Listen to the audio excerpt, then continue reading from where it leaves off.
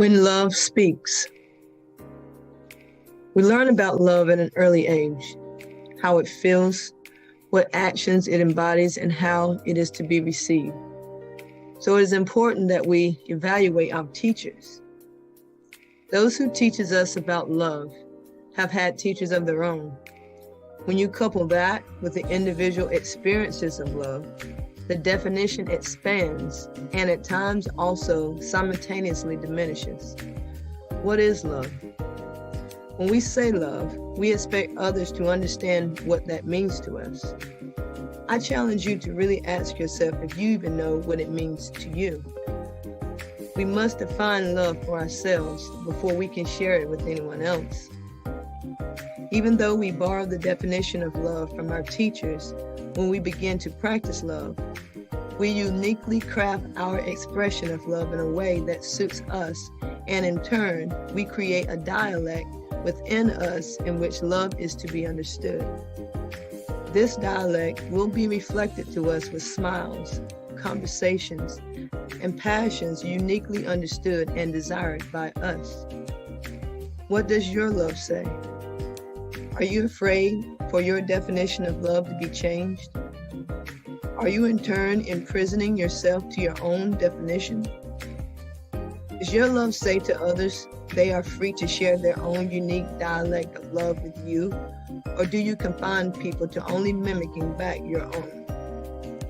When I think of my teachers of love, I realized that they were many, all vastly different. My mother was an inverted right apple, sweet and juicy on the outside, while the bruises lived within. My father was delicate steel. My sister was an even mix of them both. I have two brothers, and their love was cool as the wind. I knew I could feel it, but I could not really see it. As for me, I found myself feeling like an orphan of love.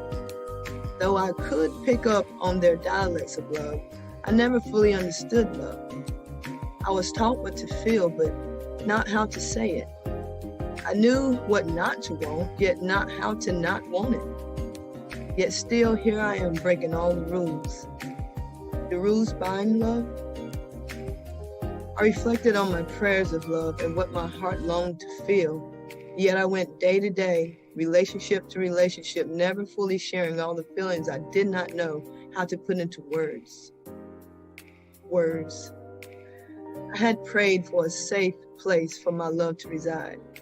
I wanted the right words. I wanted a pretty love, a creative love, a hippie kind of love, a passionate love. What I did not ask was the appropriate questions to me. What is pretty? What is creative? What is hippie? What is passionate? Words are letters coupled to make sounds. Those sounds give expression to feelings, and those feelings actualize into things, places, and actions. But if we do not share the same definitions of words, it is impossible for us to share the same definitions of love. Love and its truths for me have awakened.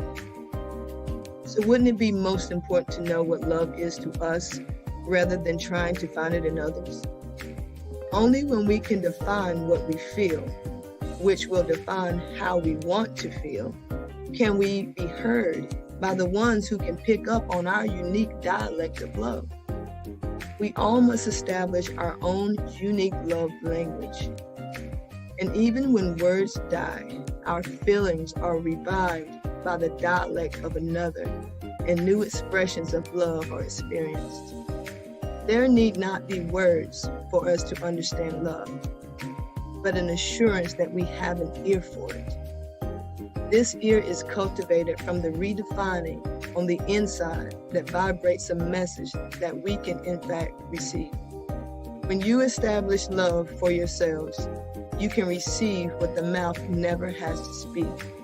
For love will then speak to you from the vibrations that another seeks. Love is fluent in human experience, not words. It not only meets us hospitably where we are, but it scopes the scene before ever arriving. Love is a language, sort of. Not everyone speaks the same one, true. However, that language of love which we speak is only a form, a certain dialect, if you will, of love. True love speaks clearly to us all because love is not bound to words. We may speak love differently, but we all understand love when it speaks to us.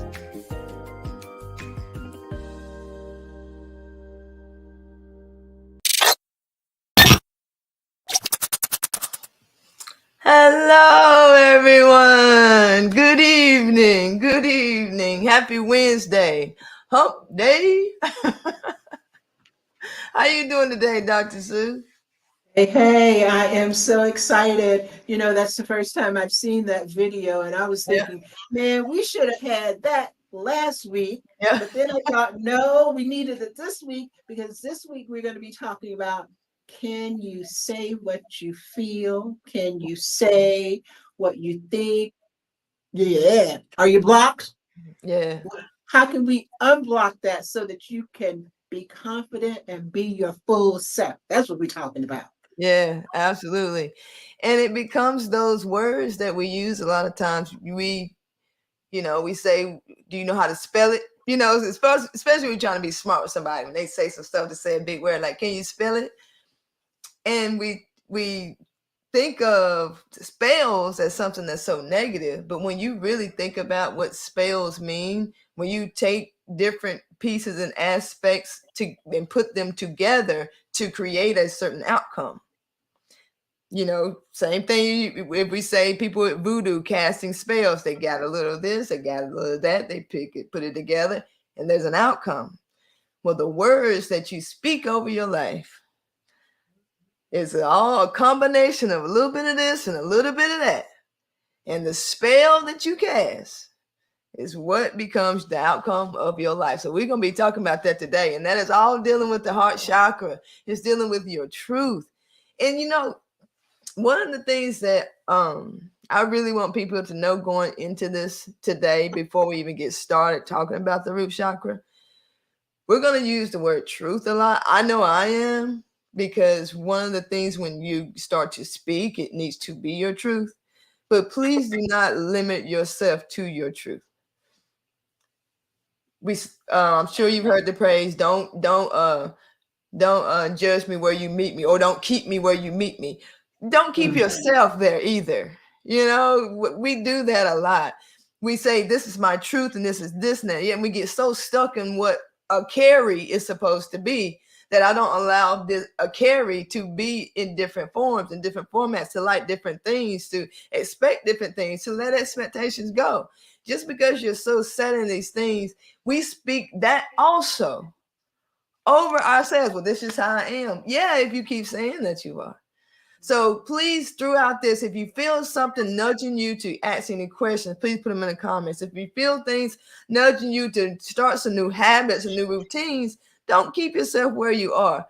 Maybe try some of them for once, because we're going to be dishing out a lot of stuff. And I'm hopefully people in the comments, if y'all have any suggestions for anyone or things you've tried as we're going through the different aspects of the throat chakra, please put them in the comments. Put them in the comments.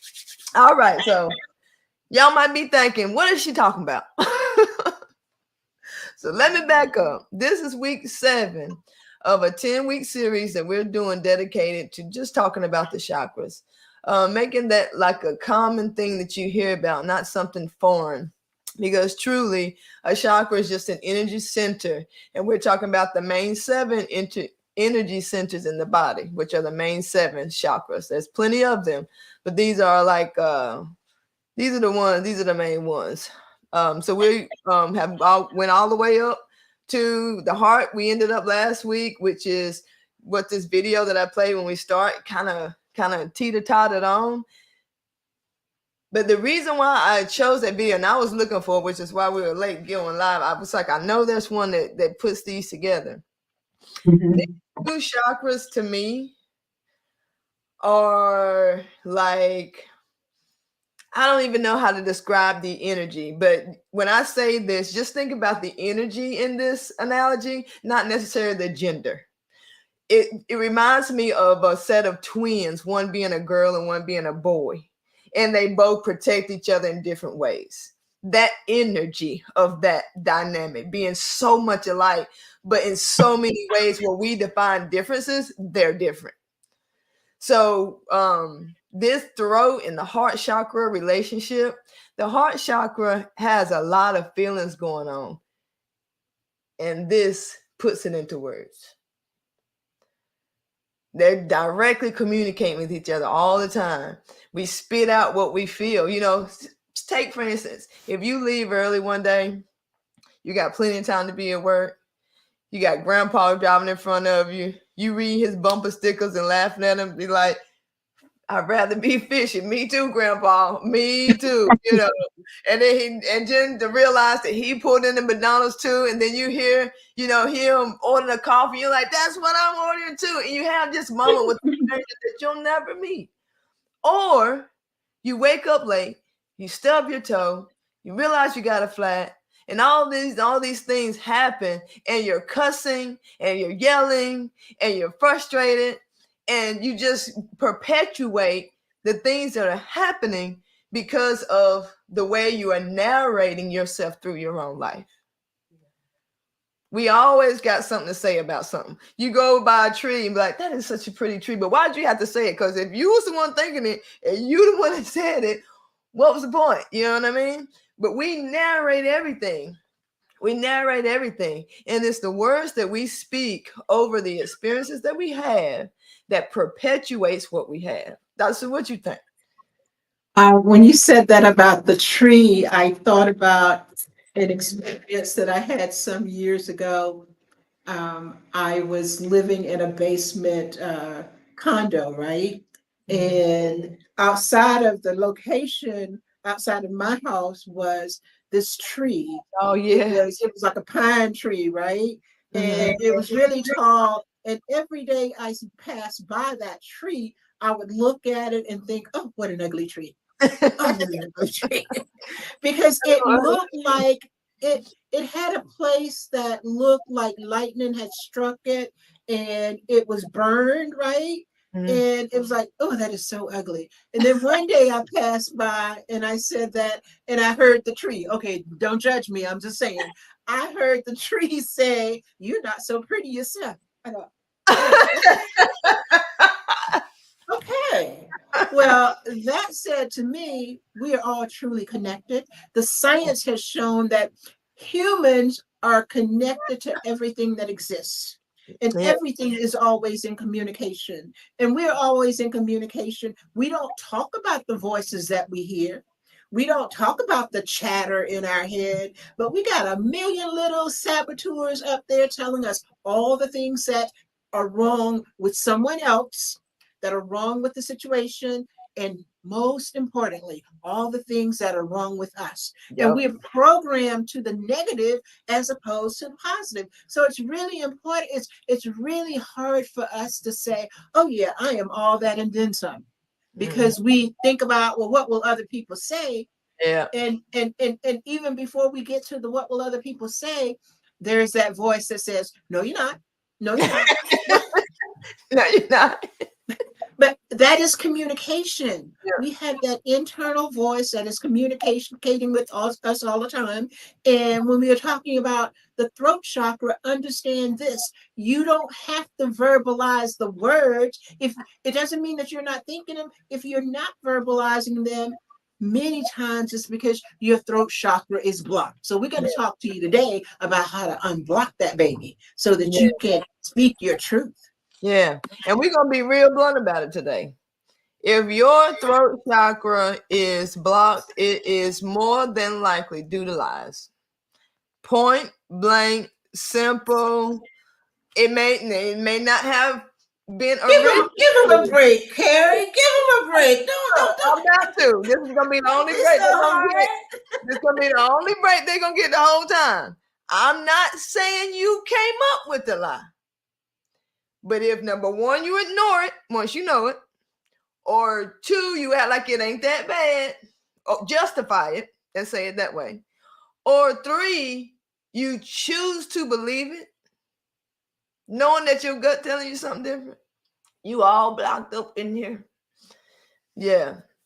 There's a lie there. There's a lie that you're either telling yourself or that you're telling somebody. You know, we think back. I remember, I forget what the situation was, but I remember thinking to myself, because it was something that happened. It was my grandmother's name. Her name is Pune. And I had this story in my head about how she came up with that name, and I repeated it to somebody, and they was like, I never heard that story before.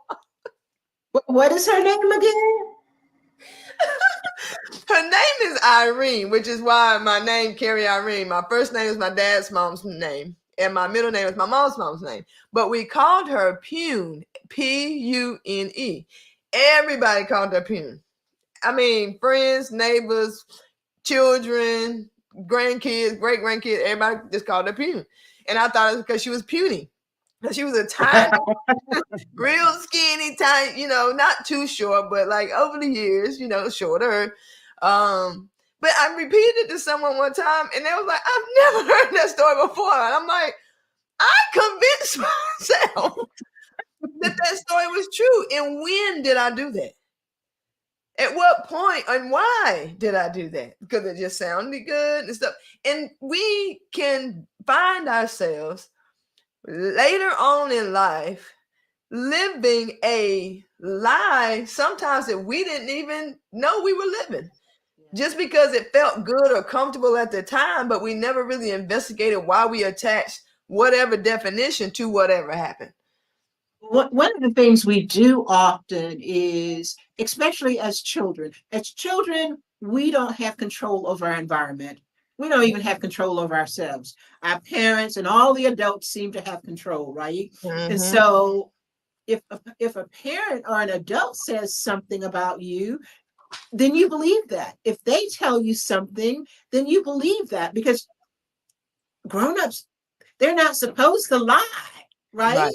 And so they say these things, and we internalize them, and we build on the stories, because whether you're a child or an adult, you have to make your world make sense. Mm-hmm.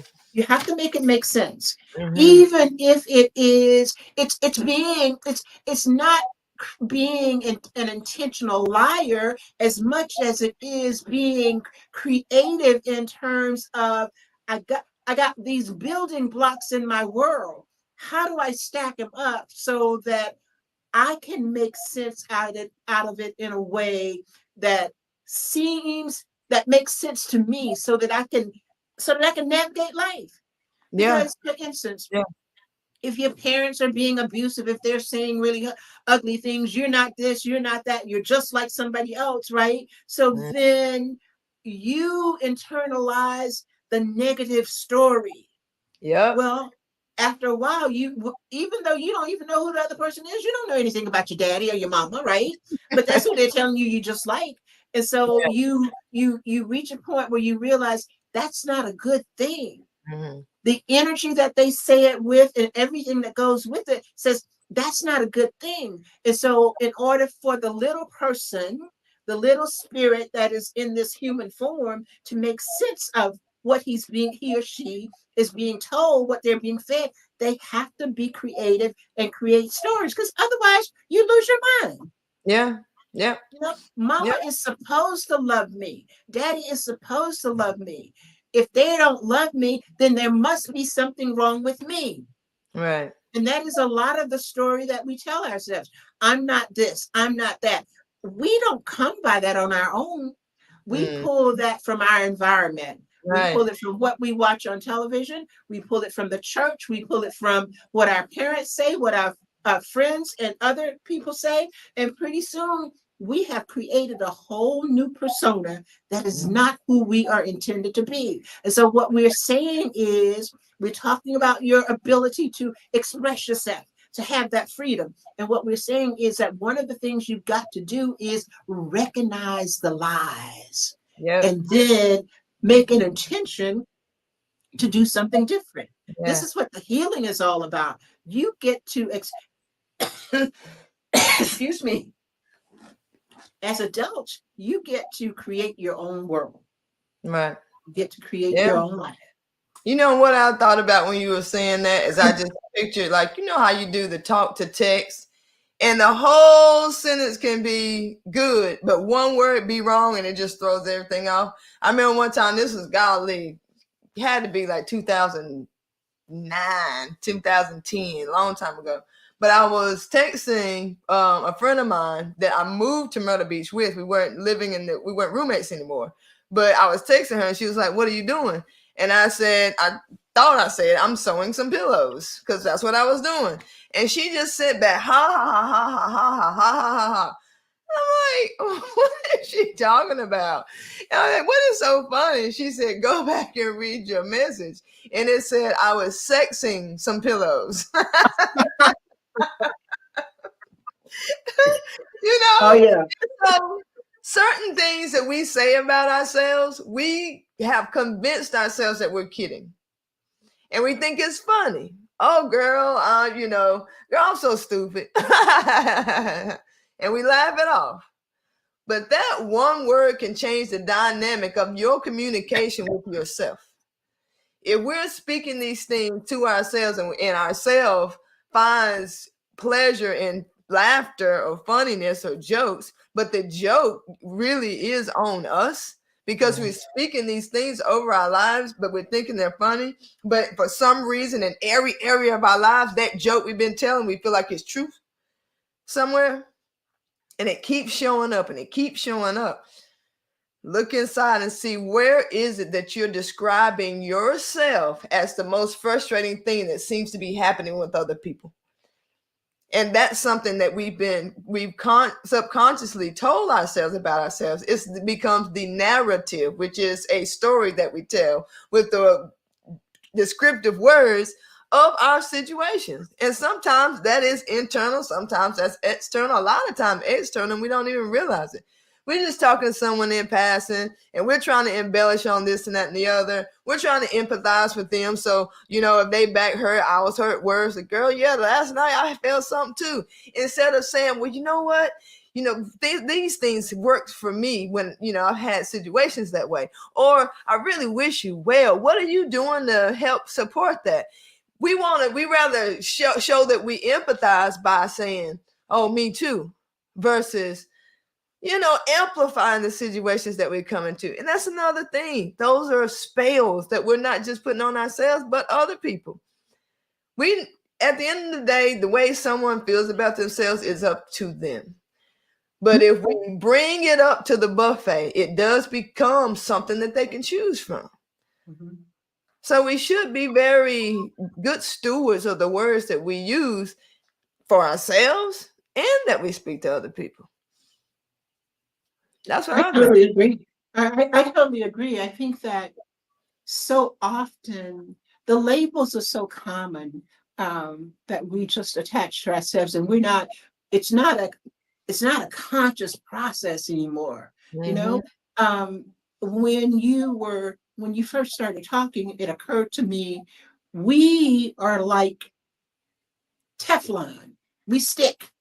Everything, we stick to everything that we're exposed to, and everything sticks to us. So let's say, so many times the music, we don't think about the music, but the music that you really love, you're just going with the beat, right?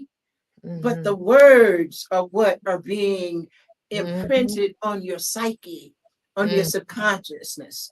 And the television shows that we look at, or the movies that we choose. And understand, I'm not judging. I'm just saying that these are things that when you're being intentional, You be intentional about what you consume, because consumption can be as simple as you pass by two people having a conversation, and there's something that they say that catches your attention. Now you're on high alert. That information just went into your subconsciousness. You're standing in a grocery store in the grocery line. You know, you're looking at the magazines, at the trash magazines or whatever they are, and and you pick up one and you get engrossed in the story, and you're not really thinking about, you are consuming this information.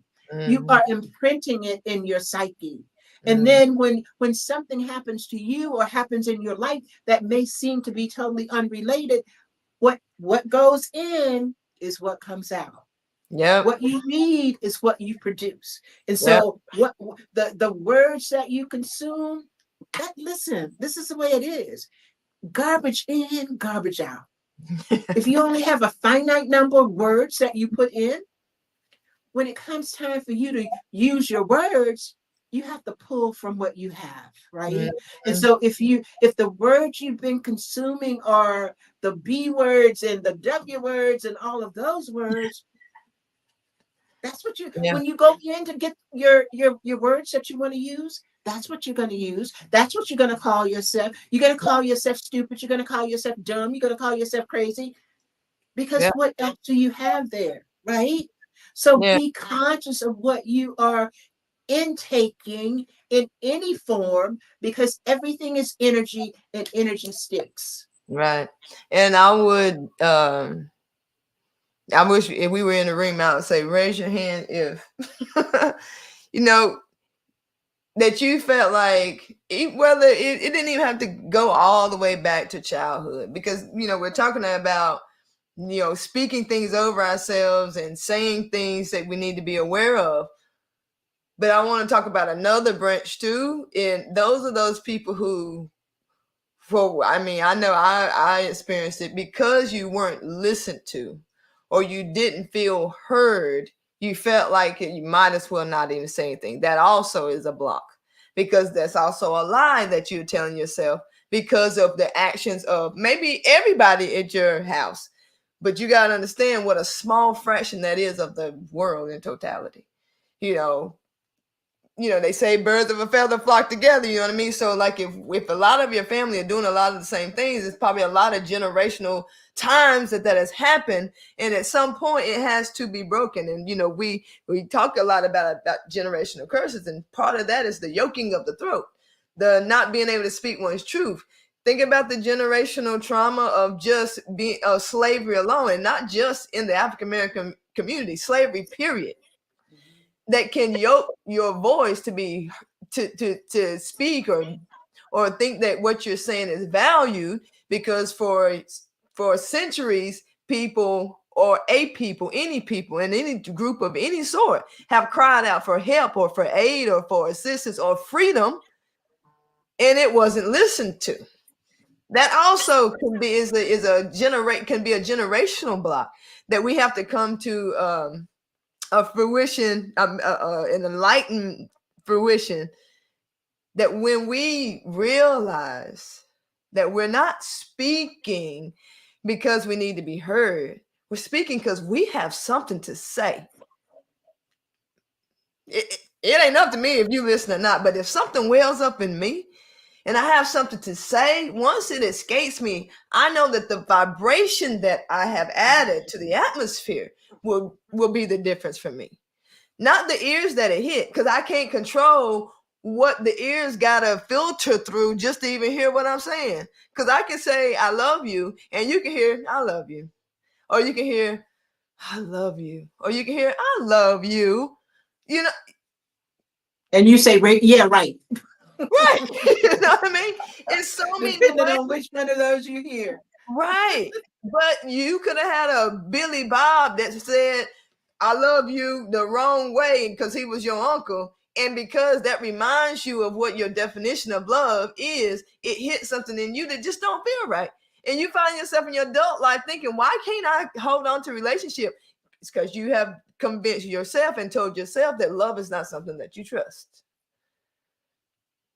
But you've only took one person's definition of love and now you've infused it as your own. Those definitions, those words, whether it's out loud or silent, subconsciously or consciously, we have to be very aware that these things are happening. So when we see things repeating itself or situations repeating itself. Oh, what was that? Did you hear that? I just heard myself like twice repeating itself, and it repeated. We have to say, what is it that I'm in association with and speaking over myself that this is manifesting itself in my life? So before we go any further, let me just catch everybody up. We are talking about the throat chakra today. This is week 7 or week 10. And the throat chakra, I'm gonna go ahead and give you a little specs on it. The color for the throat chakra is blue. Yeah, she got on some blue. I don't have any blue on today. Here's the pillowcase. It's got some blue on it. There we go, the blue. And as far as the stone too, I don't have any turquoise. I have some red turquoise. I have a red turquoise necklace, but that is dyed. So I don't have any turquoise with me. I might have some in this thing right here. Let me see. I got stones under here. No, that's labradorite. You remember the other day I told you I couldn't remember what the name of that stone was? It's labradorite. Yeah, I meant to. I realized it after we got off, and I thought you need to send that to Carrie, but then it was late, and then I forgot. Yeah, I just looked at one in there. I'm like, because I was looking for turquoise, and I saw a little sparkle of green. I'm like, oh no, that's labradorite. I'm like, wait, that was right. So the stone is turquoise.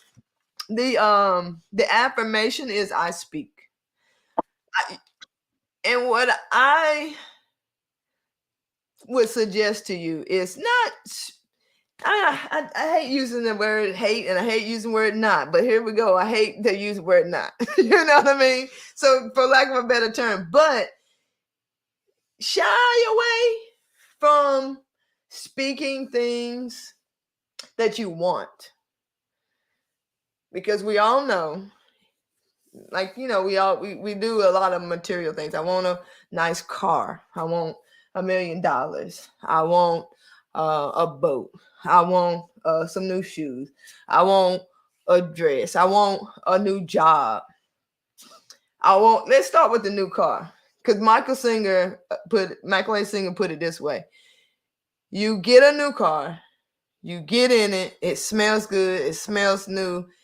But after about 3 months of getting in that same car over and over again, it's not going to be what you wanted anymore.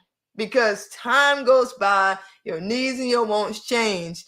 If we can focus on the sweet spot and be very elusive with what we ask for, we can get it in so many different ways. We want to be happy, but we try to define happiness with cars, good relationships, good body, good health, good this. We know how to do all of that, but we haven't been willing to do the things that we say we want to do to get to where we want to go.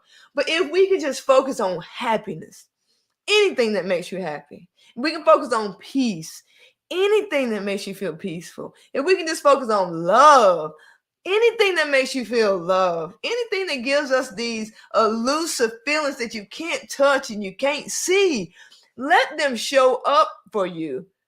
Instead of having an idea of what they're going to look like, know what they're going to feel like. So when you meet it, you can feel it for so many different things. But that's what makes it so hard, because love, peace, freedom, those are very abstract, very esoteric. Mm-hmm. I can't put my hand on it. I can't take it to the bank. When I look at it, I mean, it's like, how do I see it, right? Mm-hmm. And so when we are saying, for me, I want the Lamborghini. Now, I know I ain't getting no daggone Lamborghini, but what does the Lamborghini represent? The Lamborghini for me represents, hey, money is absolutely no problem. Because not only do I have the Lamborghini, but I got a driver. That's good. Right. So for me, it really represents freedom. Right. It represents security. Now we're talking about what's the base in terms of our needs, right? And so when we're talking about look beyond the material things, what we're really saying is, yeah, you want the car, you want the nice house, but what do they represent for you? So you got to dig deeper, Yeah. because really, in order to get to the happy and get to the peace, it's not the material thing, because you'll get the car today, whatever car you want, and then next week you want a new car because you see a new car. Yeah. Yeah. The material thing is not long lasting in terms of what it produces. So this is why it is so important to do your inner work, so that you can know, yeah, a car is nice, a house is nice. These are things that we need, but I don't need the top of the line. I just need transportation from point A to point B. What I really, really need is to be able to sleep at night without worry, without Right. stressing and trying to figure out where's my next whatever coming from. Peace of mind, so I can enjoy the sunshine, so that if all I want to do is just sit there and go, I can do that and experience the energy in every fiber of my being. That's what we really want, but it is the material things that we have been taught to go after as a means of providing that. Yeah. I completely agree with that. We get caught up in the manifestation, and we don't honor the way or the feeling of it. Just like the Lamborghini, you may want the Lamborghini, but if really what you want is to feel fancy or to feel elite or to feel freedom or sense of, whatever that is that makes you feel elevated, you can just seek the things that do that, and before you know it, whatever that passion is can lead to a contract deal with multiple car companies, and you can have a different car every week, not just a Lamborghini but a Jag, or a Lambo, whatever it could be, more far beyond what you imagine it could possibly be if you really speak life into your life. If you actually speak the things that you truly honor and want and revere and honor, and that is that those things that aren't tangible, but the manifestations will be mind-blowing, because you'll realize how many things that actually can provide the feeling of the things which you speak of. And it goes far deeper than just materialistic. I'm talking about far. We pray for, I just want a restful night's sleep. What if you can actually pray for rest without sleep? It's been done. A lot of people didn't sleep for a long, long time, and they were just as equipped and energetic because they summoned the energy from somewhere else. Or, a lot of us, wish we can be mighty and strong and build muscle. But let a puny little lady see their child in danger and watch incredible hope be birthed. Where does that energy come from? We can tap into this energy, y'all, through clearing these chakras so that we can get to, pun intended, the root of the matter, so that we can expand. You get to the root and you expand. You get to the root and you expand. It's just, that's what flow is. It's not that bumps and things are not going to happen. It's just that you're not going to be like, boom, boom, ah! You're going to be like, woo!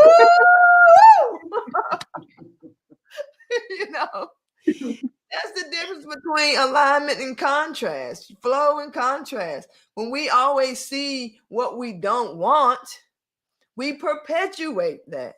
If we have two reasons to complain, because we complained about two, now we're gonna attract four, because them two all gonna bring friends. You know how they say the devil? I can't invite the devil in because the devil always bring friends. I think one like that. Go ahead. One of the hard things that I had to learn is what you were saying earlier about empathy as opposed to taking on someone else's stuff, right? It used to be, and this was years ago, but if my friend was feeling down and she was having a hard time, I was right down there with her. And so, as we're having this conversation now, one of the things that I want to emphasize is that you can be supportive of others without getting in their mess. Remember, we are each here on our own journey, and Oh, that's their journey. And you can support them and encourage them, and you can, should you choose, attempt to lift them up, but they're not going to get up. They will be dead weight until they decide it's time to get up. exactly. And if they're down there, there's something down there that I had to learn, and there's something down there that they have to learn. The thing I had to learn is life is going to keep coming at you. That's life. There was a time we look at these fairy tales, Cinderella and all of the other make-believe things.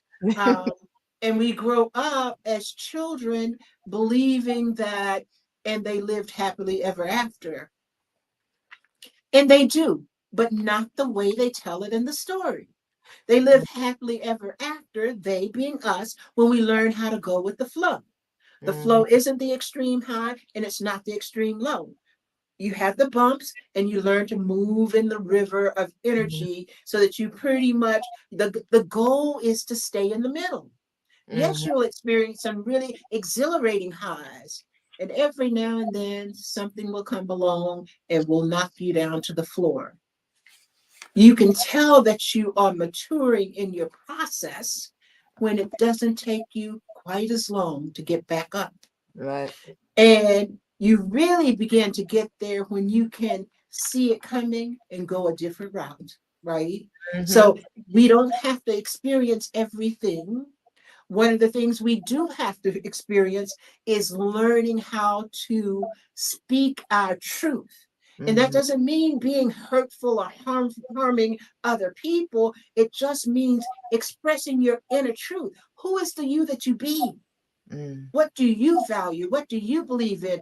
And this really requires, again, it is an unlearning process. Because honestly, much of what your parents taught you and I taught my son has to be unlearned. I'm just transparent. I had the conversation with him. I told him I did the best I could when I was raising you. And I think I did a daggone good job. But here's the thing, you're a man now, and you get to look at everything that I said to you, everything that I did, all of the things that I didn't do. You get to look at all of that and make a decision for yourself as to, oh yeah, mama taught me this, but I don't believe that, or for whatever reason, I reject that. I have the right to believe what I believe. I have the right to do the research, however that comes out, and create my own belief. You're not bound by, and if you are, stop it. Stop being bound by what somebody else tells you and who somebody else tells you to be. We're big girls, we're big boys. We have to put on our big people pants and do life. And life is up and down. The goal is to stay in the middle. And that's what when we talk about flow, stay in the flow. Know that here's the thing. We want to know, I'll speak for myself. I always, and still do now, wanted to know what's around that corner. What is, I can't see tomorrow, but I want to know what tomorrow's going to bring. Well, the reality is you can't know, and I can't either. And this is where the trust comes in. This is where you have to trust that source has your best interest at heart, and that everything, even when you can't see it, there's always good in it. And yeah, even when the bad, quote unquote, bad things happen, there's still good, because at the very least, if you survive it, it'll make you stronger. And it's all good because it is. It literally just is. If something is within our awareness, it has already passed. And it would be futile to try to change it. Our mission is to honor it, regardless of what it is, what we've become aware of, and utilize it to make every instance and every decision we make thus far more of an educated decision.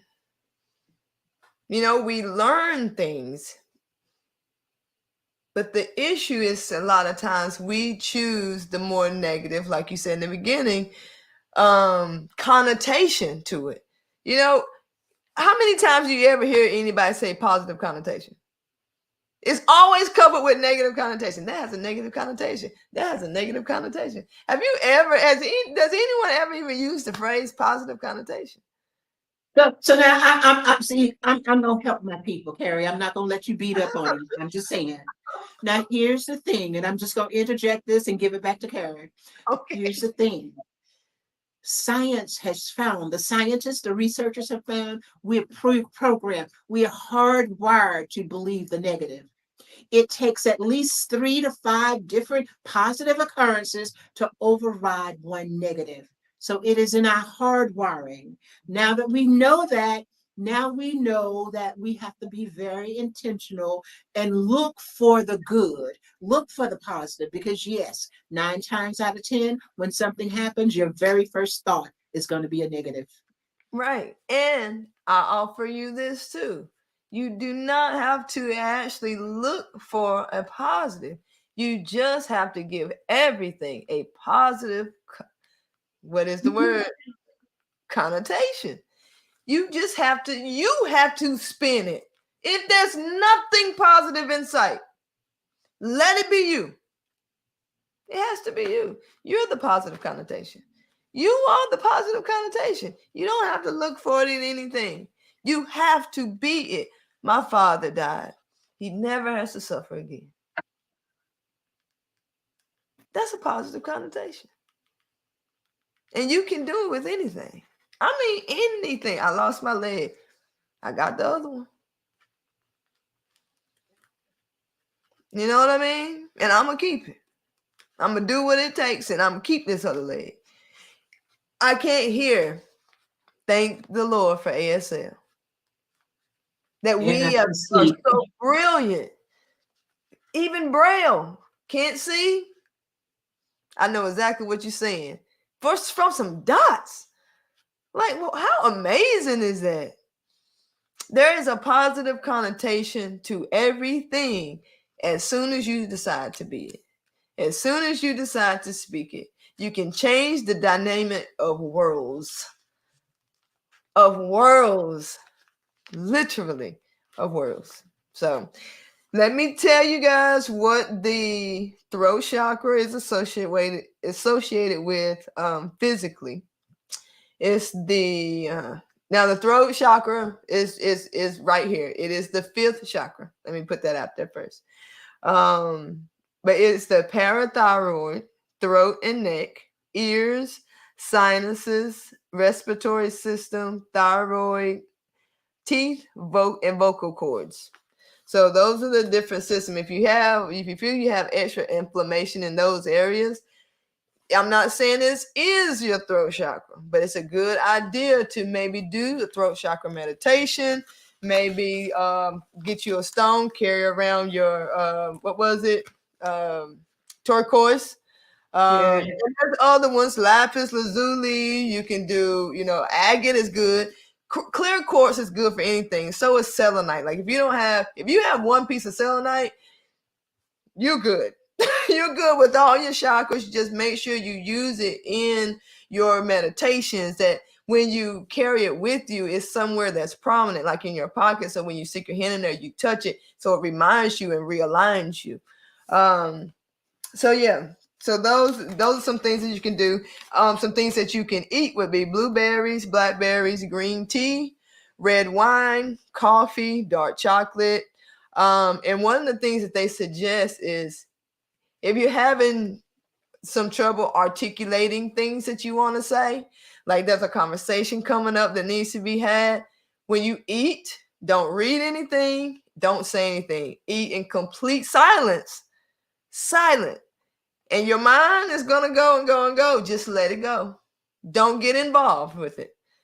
sit back and realize that it is making up a whole bunch of crazy stories and laugh at it. Like, oh my God, I can't believe I done story in my head get this far. I done beat somebody up. Like I done call them every night in my head. And I have no idea what's going to happen. And see how, sometimes these narratives that we set forth plays tricks on us. And in that moment, in that silence, it might just be for a split second, say, I'm going to be a positive connotation. Even if you can't, don't lie to yourself and be like, this conversation is going to go great. Just say this conversation is going to go the way this conversation needs to go in order to get the outcome that needs to be had. That's a positive connotation, because really, in hindsight, what do we really want from the conversation? For it to go exactly the way it needs to go in order to get the results that you need to get out of it. Period. So just do that. Those are some things. And then the other things, I think that was everything. Blueberry, blackberries.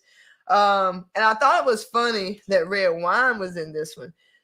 Because other than things that are fermented, that, what was it? I think it was the root chakra that was good. That fermented stuff was good. But it's the only one where it's something that is fermented and that also can be altering.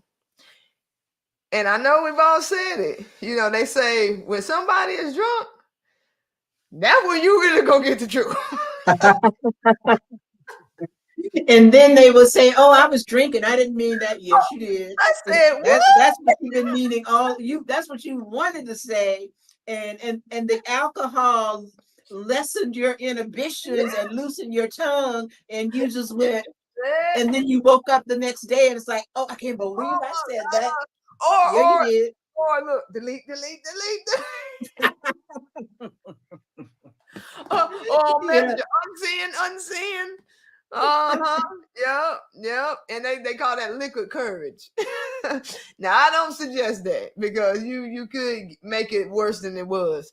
But I'm gonna tell you, there is so much relief in truly speaking what you need to say. Sometimes, yes, it takes us a little longer to articulate it, but it does warrant the time that it takes to articulate it. Figure out how to say what you need to say, and really say what you need to say. It doesn't have to be ugly. It doesn't have to be mushy either. Like if you've been wanting to tell somebody how you feel, that you love them, it ain't got to be cheesy. Just like, listen, this is what you say. I've been trying to tell you I love you for a long time, but for some reason I keep getting tongue-tied and I don't know how to say it. So I'm just going to say it. I love you. You know what I mean? That's a positive connotation, because that would be the memory that they will start from you as a moment of truth, your truth, telling it the way you had to tell it in order for you to say what you needed to say.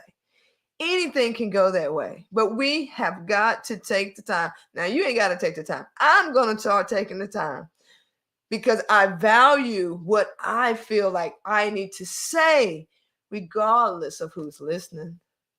It's in me. It's wanting to come out of me. It doesn't belong caged up. It belongs to the world. The world's who created it.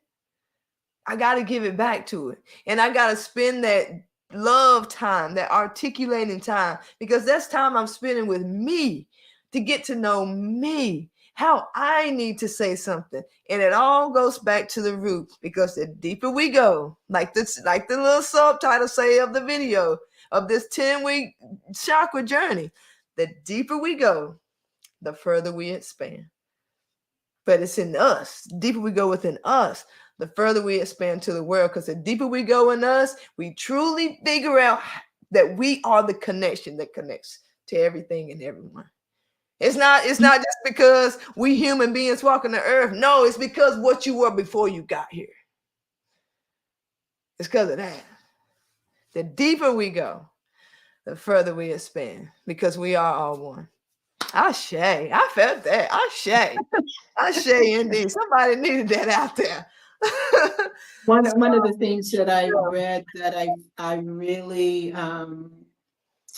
really found value in is the statement that the throat chakra is like the bridge between the lower chakras, that bind us to the earth, Mm-hmm. and the upper chakras, which allow us to receive from the divine. Mm-hmm. So that makes it even more important that you speak your authentic truth. My mom used to say, bless her soul, but my mom used to say, it's not what you say, but how you say it. Now, as a young child, So nice. and I would say young child right through my 30s, but as a young Well, me too. I'm feeling your as a young child, I had no filter. And I remember my mom saying to me, well, you don't have to say everything you think. And I remember putting my hands on my hips and saying, just as big as you please, that if I am big enough to think it, I am big enough to say it. Now, what I know now is, yeah, that would be a no. Something, some things are best left thought and unsaid. Mm-hmm. But having said that, whatever it is you think, you can lie to other people, but do not lie to yourself. Yeah. What is that sign? I think it's Shakespeare. To thine own self be true. To yourself be true. And if you can't speak your words out loud verbally, write them. Write them in your journal. Lock it away if you're afraid somebody's going to see it. But you have to get those words out. I was looking for the number and I couldn't find it, but I used to train all police officers on communications. And I would do this segment about how the difference in communication styles and patterns between men and women. And men have, I think, men have about 75,000 words that they have to say a day. And women have double that amount. I believe it. Oh man, I believe it. So, you know, if you're in a relationship with a man, for instance, and he's been on the job where he's been talking all day, and he comes home and he don't want to talk, he has used all of his words. You got to find something else, another way to get your words out. Talk to your girlfriend. Talk, and if you are a woman and you're in a relationship with another woman, then y'all might be butting heads because both of y'all got so many words to say. In which case, somebody needs to kind of back down. Somebody gotta shut up. Somebody got to shut up. And maybe you take turns. Maybe today I say all my words and tomorrow you say all yours, right? But you got to have a system because otherwise you're going to bump heads, right? And the goal is not to bump heads. The goal is to have loving and effective communication. Notice I said effective. Right. Because if you're talking at me, that doesn't necessarily mean it's effective. Right. So you got to learn how to listen actively, how to be fully present. If you got all these words that want to come up, but the other person is saying her 125,000 words, focus on your breath. Just breathe. Just breathe. And that will allow you to anchor and allow her to say what she needs to say. I'm just saying, remember, we got so many words that we got to say, but we can't say them all at the same time. Right. Right. Yeah, I completely agree with that. And I always suggest people that I know, like especially like friends that I've had, and you know, they go through. I was a bartender. Put it that's enough said right there. When you trying to get, that's a lot of relationship advice that you give on a regular basis. But I always say, you know, if the words are getting in the way, start writing and start a journal to each other, because it's that pause and that time that you take in between what they said and what you're about to say sometimes can save a relationship. I mean, it could just save you a whole lot of anguish, a whole lot of backlash, a whole lot of sleepless nights, just to pause in between, you know, the things that we think and the things that we say, not just in heated situations. Sometimes it'll save you from advancing relationships that you know need to end. You know, a lot of times, you know, we feel like we're backed against the wall because someone is saying something that, you know, we've been wanting to hear, but if we're honest with ourselves, we didn't want to hear it from them. And that's okay, but we got to be honest with ourselves when these things like that happen.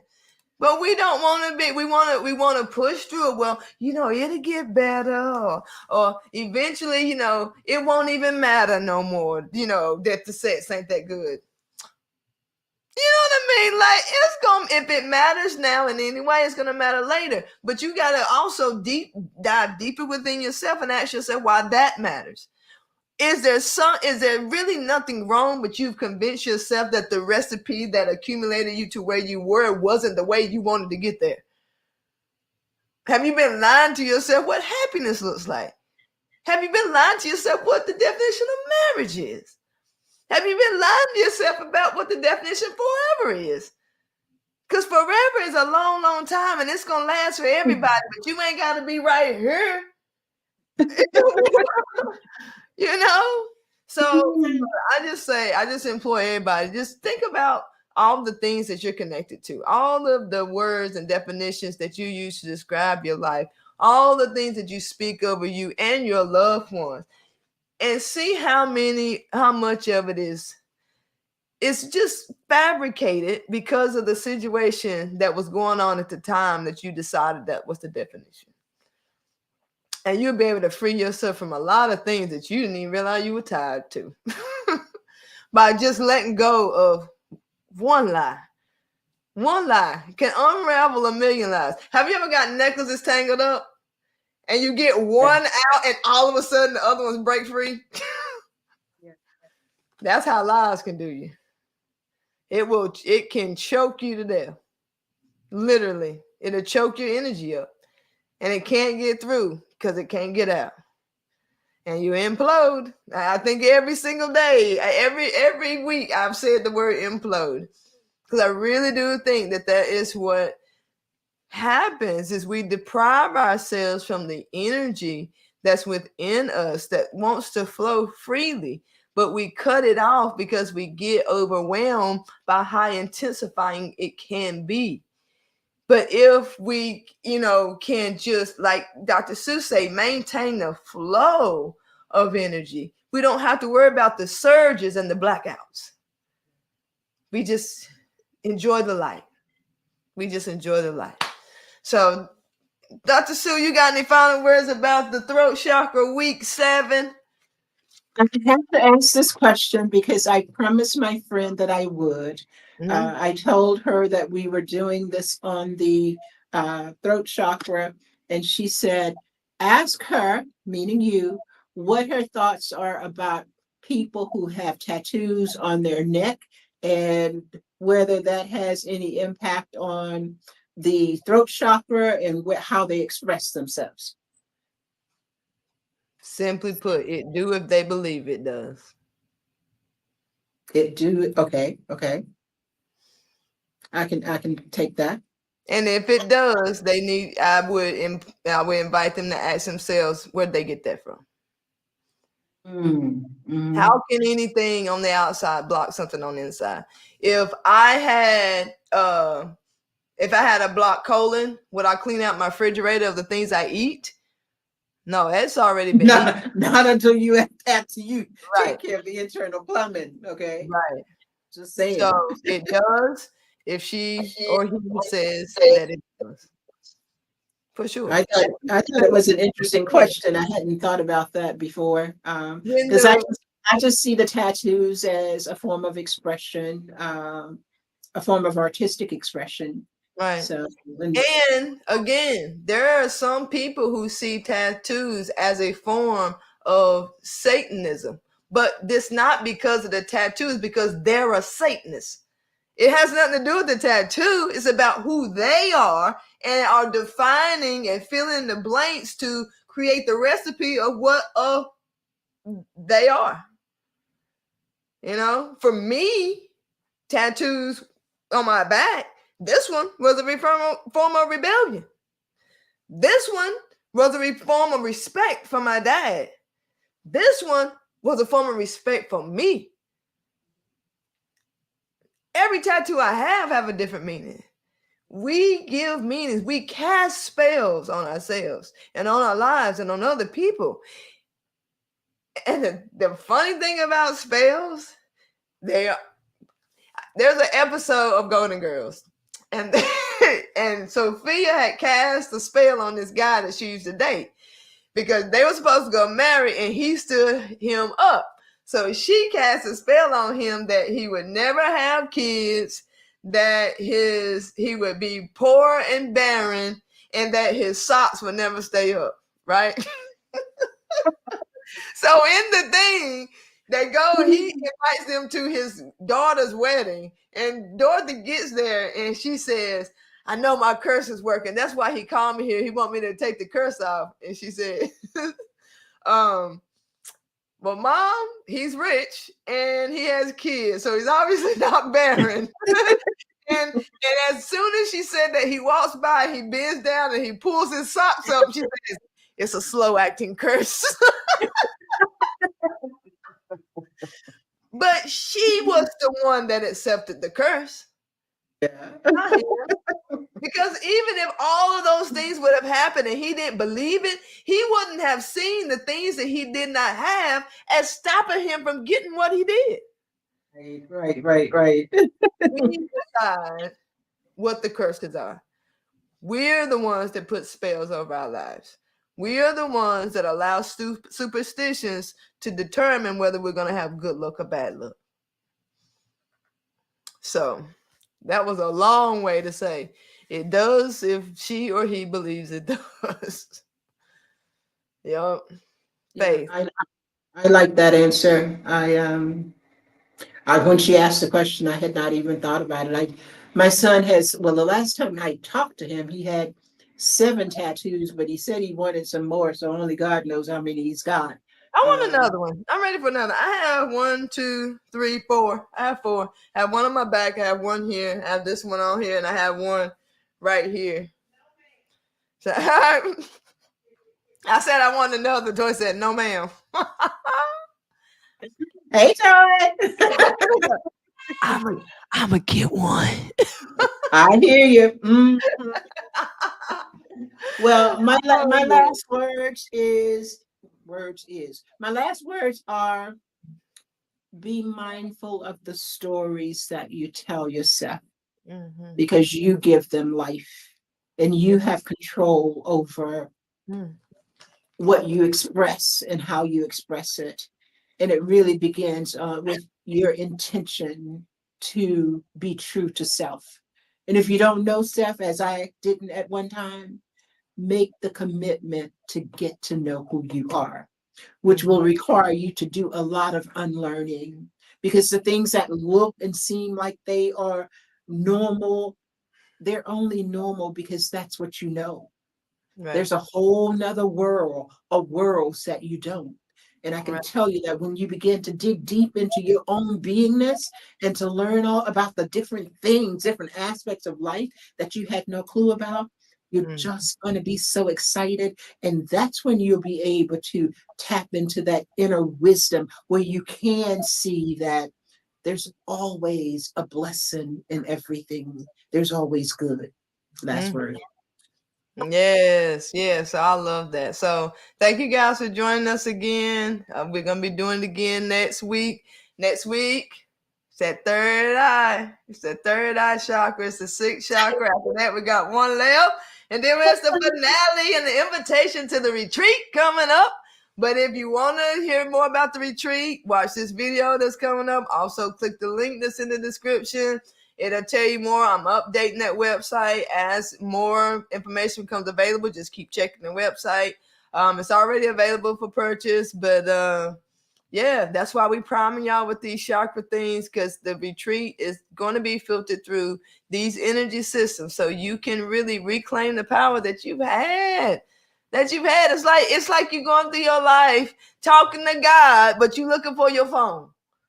You talking to God all your life and looking for your phone. You know what I mean? You got it in your hand the whole time. Guess what? It's you. So we're going to go. It was good being with y'all tonight. We love you. And we'll see y'all next week. Same time, Wednesday, 8 p.m. Central, 9 p.m. Eastern, 6 Pacific. See you.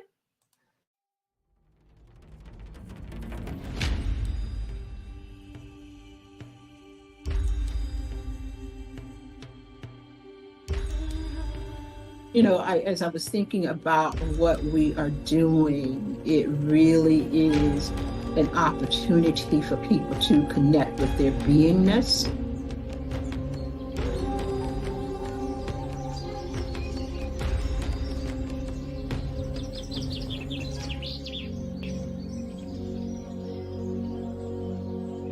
We are not conscious of the compartmentalization.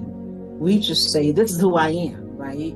Who you are is different depending on the environment that you find yourself in or the people that you find yourself connected with. So I hold myself out as an example. At 71 years old, it's been a long journey. It's been a long journey to self-acceptance. And I think it may be that way for many of us, that we look at the pieces of ourselves and decide, I can show that. No, I can't show that. Is there a danger? How deep is the danger if I show you all of me? Oh, I can show these people this part of me, and these people this part of me, and these people this part of me. And then the question is, how long before you get tired of just compartmentalizing your beingness?